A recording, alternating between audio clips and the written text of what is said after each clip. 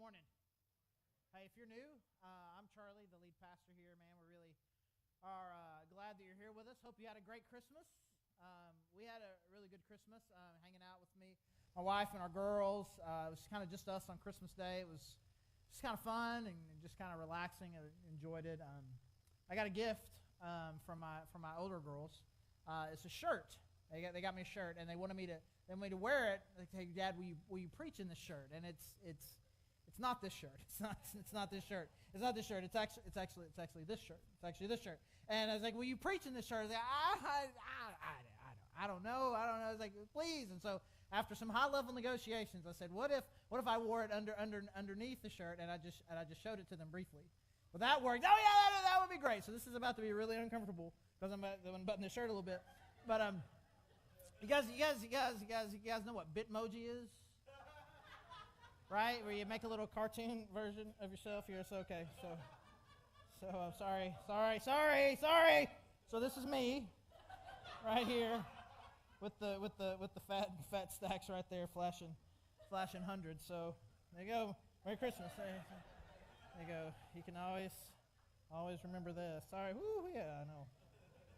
All right. Okay. Something. Okay. Getting ready for the series, starting a new series, and we basically call it Response, and we're kind of spending some time talking about like the things that we do. Like I encourage people to do after the service. You've been here before. There's like different things that we kind of want you to do, kind of to reflect about what's happened in the service, kind of spur on some thinking, some growth. So we're going to spend the next few weeks just kind of talking through a lot of that. And as I was thinking about that in this series, specifically this Sunday, I was like, one of the challenges that I feel like that we have is coming to church has become ordinary. I'm in church. It comes every week, right? It comes all the time, and it's just kind of you sing songs, you hear a message. It just kind of becomes ordinary and routine. And actually, in fact, church it's extraordinary.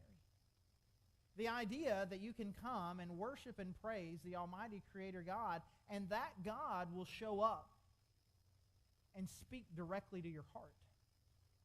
I mean, that's the kind of thing, no matter how many times it happens, the God of the universe speaking to you, no matter how many times it happens, it should be extraordinary every time. But this happens to us, Something becomes routine, even though it's amazing, it becomes ordinary. And I tease my wife about this because we've been married almost 25 years. And to me, I still think she's incredibly good looking. And she'll catch me just kind of staring at her sometimes. And it makes her a little bit uncomfortable, I guess. I don't know. And she's like, what are you doing? I was like, I'm just looking at you. You're beautiful. And he's like, ugh. And I'm like, what's the alternative? Right? What's the alternative? Ho-hum. Same old wife. Blah, blah, blah. Looks like she always did. Who even cares? Right? I mean, with that, right? I mean, this is better. And because sometimes, honestly, this is going to sound weird. I had to give disclaimers first service because she was in here. People probably thought I was trying to earn points. I'm not trying to earn points. She's not even in here, right? Sometimes, like going on a date, I still get a little bit nervous. And like holding their hand every now and then, it's kind of like I can remember. I can remember what it was like to kind of try to make that move 30 years ago or whatever, right? And you have to work, I think, like in a relationship like that, to keep it extraordinary, to keep it vibrant, to not let routine kind of cheapen it. And I think we struggle with that with church. I think it becomes something where church is something that you have to do, right? It's Sunday. It's what Christians do. Got to get mad if you don't. You got to get the points or whatever.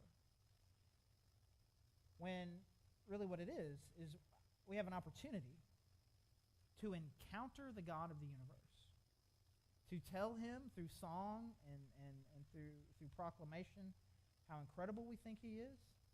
And we give him an opportunity. Again, think about this. The creator of the universe to speak to you. that's incredible. And we have the opportunity for that all the time. And so we're going to fight. We're going to fight to keep that extraordinary. And so we're going to talk about today kind of some things that I think that we can do in order to do that. And so I was trying to think, I was kind of getting ready for this Sunday. I was like, what are some good kind of stories or whatever that kind of talk about people who have God encounters and then have a good like post response to them. And it hit me. There are some great ones of those in the Christmas story. And I was like, well, since for our entire Christmas series we did not talk about one Christmas story, what if after Christmas is over, all we do for this Sunday is we talk about Christmas? So that's what we're going to do because I'm weird. All right? That's why my daughter's got me that shirt, because I'm weird. All right? All right, so here's what we're going to do. We're going to look at basically kind of these three different characters who have these kind of different responses after the kind of their encounter with Jesus, and we'll kind of figure out how we can learn from them. And here's the secret. I'll just kind of let you in on it. This is probably going to be next year's Christmas series. So you're just kind of helping me. You're kind of helping me with prep. So it'll be 12 months. So really enjoy it today, and then forget that it happened, so that it'll all be fresh next year. All right. So we're going to start with the wise men. We're going to start with the wise men and make sure we understand who these guys are. They were these wealthy, rich, powerful people from far away who saw Jesus' star. And so they go on this incredibly long journey to try to figure out who this is, because God has revealed to them in some way that this is not just some person, but someone who's worthy of worship. We're not exactly sure how God communicated this to them, what the deal was with this star, but they knew that God had shown this to them in some way, where they knew that somehow this was not just a king, but someone worthy of worship. And so they make this long journey. And so we connect this with Christmas because they saw the star, but they weren't there at Christmas. It's an important thing you know that. It took a long time to get there. And so you do me a favor. This is just for me.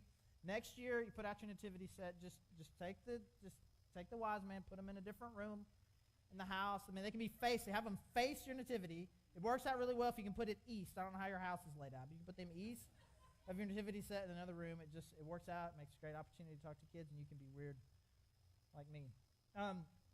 So they're coming on their way, and they make their way to Jerusalem, which is the kind of the capital, and they go to the king there, and it's like, man, we saw this star, and God kind of revealed this to us. It's like there's been this major event here. Can you tell us where this Son of God person was born? And they weren't aware, but they're like, well, I mean, we can look it up. They look up in the Old Testament. It says it's supposed to be in Bethlehem. They're like, great. So then they head to Bethlehem. And then God does this really cool thing. Bethlehem's a small town, but there's still enough little homes where you're not sure where you're going to be able to find it. And suddenly God kind of flashes the star back. And the star just kind of guides them directly to where Jesus currently is. And so they're really excited about that. And again, it's just this buildup of this cool thing that God is doing in their lives. And so then they get there, and that leads us to Matthew chapter 2, verse 11.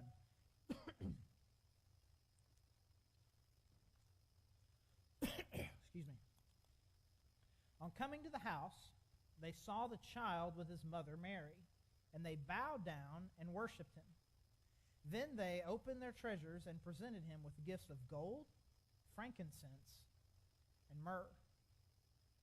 And so they see him, and they just immediately worship. I mean, they're just so excited. I mean, again, this has been a months-long journey that they prepared for in advance. They knew that they were going to have this really cool kind of God encounter, and so they're really excited, and they finally get there, and God does all these cool things to help them get to this place, and they're so excited, and they worship, and then the next thing that they do is they open up gifts that they had brought, because they knew that who they were going to see, they needed to worship him, but they also needed to give him gifts, so the gifts of gold, frankincense, and myrrh. Who by the way, who was at the 6 o'clock Christmas Eve service, the second one? All right, okay, so a lot of you missed it. So we're reading this story, right? Reading this story talking about the wise men. I'm like, all right, so what were in the three gifts? And this one kid says gold. Like, yeah. And then the next kid, he shouts out, Fortnite weapons. So you should come to both Christmas Eve services, because you never know what these kids are going to do. It's not in fact Fortnite weapons. was gold, frankincense, and myrrh. And so they have these gifts. And so here's what the wise men did, kind of in anticipation of their encounter with Jesus. The wise men, they were prepared, and they were prepared to worship with gifts. So there's a couple of different things that we need to make sure.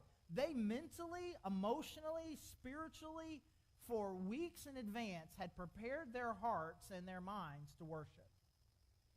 They knew what was going to happen. They didn't know exactly what was going to go down, but they knew they were about to have a God encounter. And as such, they mentally, spiritually, and physically prepared for it. And one of the ways in which they do that is they brought gifts. This was not some small thing. This was a long journey for them. And again, there you can see all throughout the story a building of anticipation of what God is going to do when they finally get to meet this child. And again, this is kind of a big one-time thing. But again, the thing that we're talking about preparing ourselves for, even though it's routine, it's still on that same level of extraordinary. We have an opportunity to encounter God. And I think the best way for us to do that is to mentally, emotionally, and spiritually prepare ourselves for it in advance. There's this thing out there, it just seems to happen. I don't necessarily know why. I have some theories, I guess, but that some of the worst fights that seem to happen sometimes in families is in the drive from home to church. Like this, and sometimes you see it, and I try not to notice it. I'm like, oh no, that happened to them. But you can just feel it. There's just kind of this tension. Usually somebody's running late or whatever, or the kids are doing something. There's all these reasons to be stressed, and just kind of this buildup happens. And we come here, and we're nowhere near where we need to be. But the reality of it is, for us to really have the kinds of experiences and encounters with God that you have to prepare yourself for it. So what if you spent the entire morning just thinking about that? I wonder what God's going to do. I expect God to do something today. I'm going to be looking for the thing that God is going to do.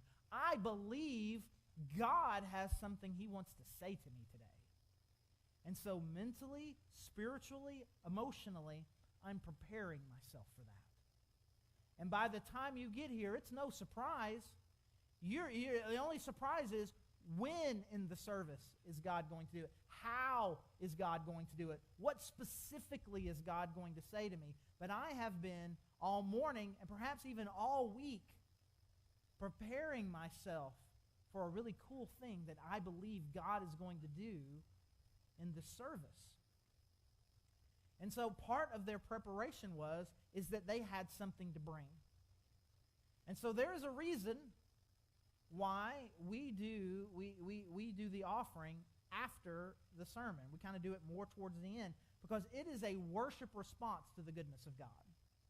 Now we talk about giving usually at some point during the spring. We just kind of talk about the discipline of that and kind of some good ideas about money because money is kind of a big deal and we kind of need to put it in its right perspective. And it's important for us to talk about. And one of the things we talk about primarily, that one of the things is that it's required of us. But sometimes I think we kind of limit it as well as what I have to do. Or maybe sometimes we think of it in terms of, we're all part of this church together, and any organization, everybody kind of has to contribute in order for us to pay the bills that the organization has. But the reality of it is a worship response. God is good. God is active in my life. He is the Lord, and I give what I have to him. He gives me everything. I give back to him. And these wise men, they knew this, that an appropriate way to worship is to give. And so they expected God to do something in them. But they also knew that part of their worship was to give back. Now, I know that a lot of us, and kind of in this age, most people are giving online. Well over 2/3 of our giving comes in. It's not something that people as much or as often bring to the worship service, which is fine. I'm a big believer in online giving. But there's still a mentality of giving that we can bring regardless of how your money gets transferred from your account to a church's account. I think we need to come with an attitude to church that says, I'm not only expecting God to do something for me, that God is wanting to do something through me. So we do that through giving. We can do that through serving. What a great opportunity with our kids, with the greeting team, with our worship and tech team. There's lots of different ways to say that I'm going to have an opportunity to give, or maybe even if I'm not on one of those teams, just even in the say hi to somebody around you or after the service, that I'm looking for an opportunity to not only receive during the service, but to give. Because I believe the people who are keeping the service and their worship of God the freshest are the people who come with an attitude of both, I expect God to do something for me, but I'm also expecting God to do something through me. I come with an attitude of receiving and an attitude of giving, with money, with investment of my time, of service, of something. That is a way that I believe that we can have this incredible time of worship. And the wise men were prepared. They expected God to show up in a big way. And he did. And they were prepared for it, and they responded by serving and giving back to the one that they were worshiping. So that story of the wise men, and we got a couple of more here. The next one we're going to look at is Mary. And Mary, let's be honest, she had a really rough 9 months. I mean, it starts with this incredible encounter with an angel where God says, hey, I'm doing this incredible thing. You're about to have a baby, and it's not going to be because of any man. It's something that the Holy Spirit has done, and this son is going to be the Messiah, and you're going to give birth to the very Son of God. And she's overwhelmed by it, rightly. But then what happens next? Well, what happens next is an unwed teenage mother is walking around pregnant, and she was engaged, and her fiance I didn't have sex with her. And now there's all these whispers and rumors, and almost loses her fiance, but God intervenes and kind of keeps Joseph with Mary. And she's wanting to be really excited, but she just can't deal with the whispers and the gossip. I'm sure there's no way this is what she thought it was going to be. When you are selected to be the one person in the entire history of the world to be able to carry the very Son of God. And what happens is isolation, loss, whispers, gossip. I mean, you're expecting, right? I mean, if God's going to do something really cool, I'm going to bless you and you do this incredible thing, right? You're expecting like the little angels carrying you around on the clouds, right? Little harps playing and maybe grape feeding or something like that. This is the opposite of that. And then you finally get to the end, right? And you're like 8 months pregnant. It's like, well, then all of a sudden this idiot Roman governor says, I'm going to take a census and I can't count you where you are. You got to go back to your hometown. Like, well, what? Who wants to travel when they're 8 months pregnant on the back of a donkey? Nobody. Okay, fine. Well, Bethlehem's fine, I guess. And then they get there, and again, it was crowded for one, but imagine it would also be, again, part of the shame. I'm not gonna let if you would give up your bed, right, for the 8-month pregnant cousin, wouldn't you? Again, unless there was shame involved. And so they end up in a barn. She gives birth in a barn. That is not what you are thinking when God says, I'm going to do this really cool thing in your life. But that's where she is. Now she's had this baby. And I can only imagine the doubt that has to be running through her head. I misread something. Something's weird. Something's wrong. Something's off. And then all of a sudden, boom, out of nowhere, these shepherds show up. And they are excited. You will not believe this awesome thing that happened. We're standing there, this one angel came, this one angel said, this baby, and he's going to be in this barn, and it's going to be really cool. And then all of a sudden, there's like thousands of them. They were all singing, and they said, we got to come down here, and here we are. It's awesome. And then it's like, boom. In a moment, she's back. God didn't abandon me. He's been here the whole time. And this is how it describes her reaction in verse 19 of Luke chapter 2. But Mary treasured up all these things and pondered them in her heart. Such a simple little verse, but this verse is always kind of yelled at me a little bit. It's just a powerful, emotive statement. She's had this chaotic 9 months, ups and downs, and most recently a lot of downs. And then this cool thing with the shepherds, and now she's got this time, and she's got some time to process all of these things that have happened. And it says that she treasured them and pondered them in her heart. And so what she did, we'll say it this way, that what she did is she treasured the experience, and then she meditated on it. So she treasured the experience and then meditated.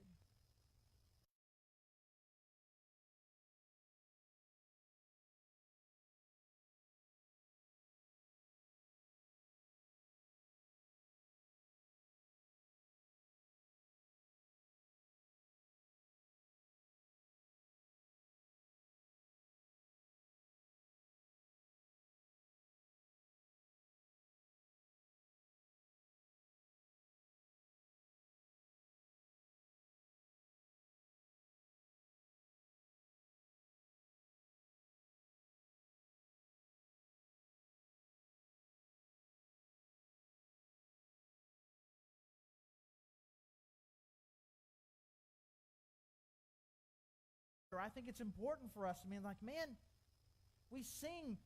There's a reason why we sing a lot of upbeat worship songs that talk about the awesome and greatness of God. God is good. God is great. He's amazing.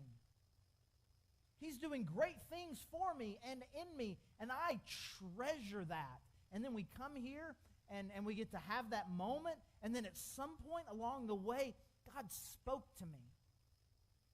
Maybe it's through something someone said to me, just talking to a friend. Maybe it was during one of the worship songs. Maybe it was during the message. Maybe it was multiple points. And I got to get up today and come here, and the God of the universe spoke to me.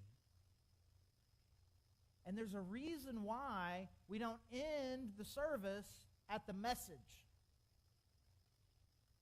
Because at some point, hopefully, in the first, 45 to 50 minutes of our time together, God has spoken to you. And you know what we need to do with that? We need to treasure it. But then we need to do the next thing that Mary did. She didn't say she just treasured the experience. She treasured the experience, and she meditated. She asked the question, what does this mean? It says she took them all up, she treasured it in her heart, and then she pondered them. What does this mean? What is God trying to say? What's God doing? And I think that our worship experience would get magnified if we spent a little bit of time at the end of every service going, okay, God, I feel like I heard you. I feel like you spoke to me. You spoke to me through that worship song. There was that one point in the message where he said this, and it really spoke to me. Why? What does that mean? God, what are you trying to tell me? And then wait for him to answer. It's really interesting. This happens to me. It happens to me quite often, where someone will come up to me either right after the message or sometime later in the week, say, man, your message really spoke to me. They're like, well, tell me about it. And then they'll say, and I'm like, I'm thinking to myself, that isn't what I preached about. That wasn't what I'm like, okay, right? And it's sort of almost something I kind of said in passing over here. But